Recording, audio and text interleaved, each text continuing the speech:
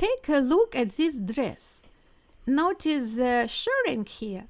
See how the fabric gathers neatly in rows. Wonder if you can achieve the same look? Well, it's actually pretty simple. In this video, I want to show you just how to sew shirring to create this beautiful effect. Shirring is a technique where we use elastic thread in the bobbin of a sewing machine to sew parallel rows of stitches. This causes the fabric to bunch up, gives it that lovely elastic quality. Shirring is done with elastic thread. Before you start sewing, you will need to wind the elastic thread onto your bobbin by hand. Gently and evenly wind the thread around the bobbin. Take care not to stretch. Use a consistent pace. Maintain a light tension on the thread. This is necessary to prevent overstretching and to allow the elastic thread to retain its elasticity. Use just enough tension to keep it in place on the bobbin. Don't overfill it, as this can cause issues when it is placed back in the sewing machine. Once the bobbin is full, cut the thread. Make sure that the elastic thread bobbin is correctly set in your sewing machine. Replace your standard presser foot with the border guide foot. This foot will help you sew straight and evenly spaced rows. Use a fabric marker to draw a line where you want your gathers to be. This line will serve as a guide for your first row of stitching and ensure that your gathers are placed exactly where you want them. Oh, I forgot to mention something important about working with elastic thread spools.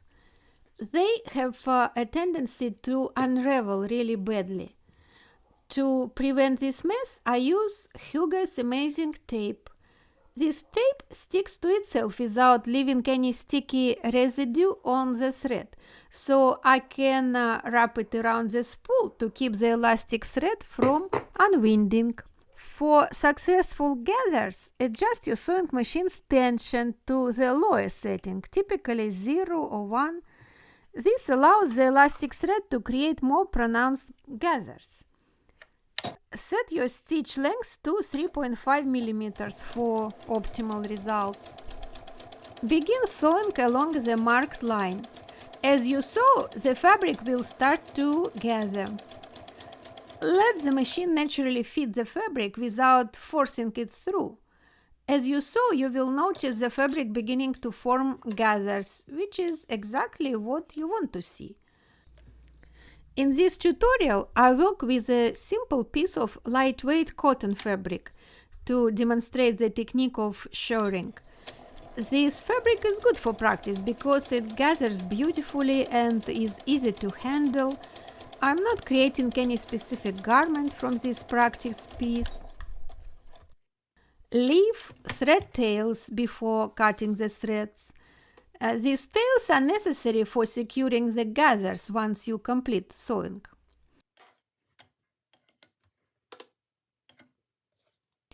For subsequent rows, use the guidelines on the presser foot to maintain an even distance from the previous row. This consistent spacing is necessary for achieving neat, symmetrical gathers. Continue to sew each new row, making sure you leave long thread tails at both the start and end of each row.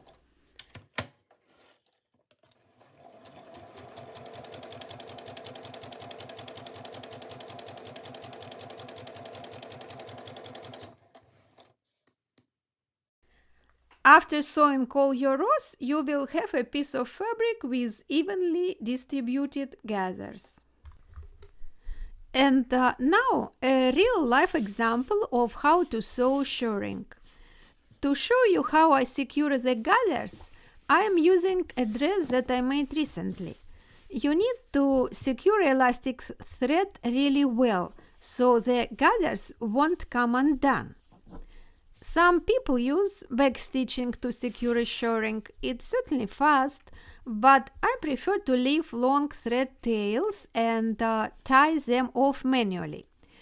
This is how I do it. Bring the needle thread to the wrong side of the fabric and tie the top thread and the elastic thread together. Do this as close to the fabric as possible to prevent the gathers from unraveling.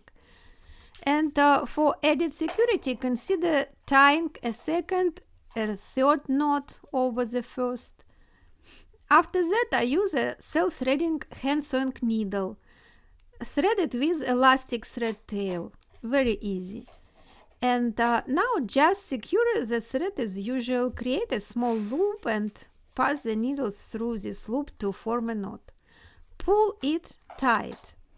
This will add another layer of security to your gathers.